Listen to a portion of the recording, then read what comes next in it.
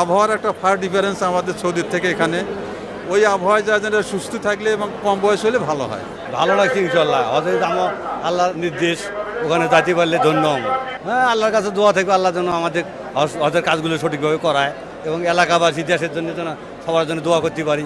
তারাও যেন আমার জন্য দোয়া করে, মুসলমানের জন্য দোয়া করবো, সারা বিশ্বের মুসলমানের জন্য দোয়া করবো। আবহাওয়ার একটা ফার ডিফারেন্স আমাদের সৌদির থেকে এখানে।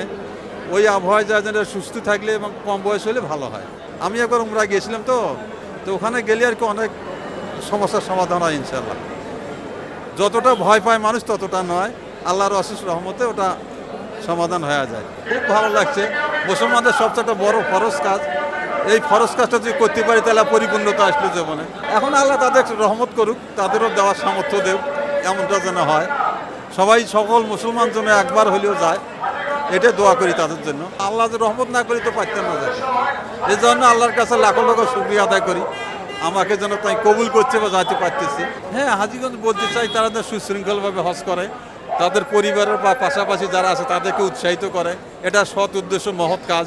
এই কাজে উৎসাহিত করা আল্লাহ রাজি খুশি হবে। প্রিপারেশনে যেমন আমরা ছাতা নিয়েছি, বেশি বেশি পানি পান করবো, ওষুধপাতি নিয়েছি, জুতে 2 জোড়া করে নিয়েছি, স্যান্ডেল 2 জোড়া, যেন ওই গরমে খালি পায়ে তো হাঁটা সম্ভব নয়। হ্যাঁ, প্রিপারেশন নিয়ে নিচ্ছি ইনশাআল্লাহ।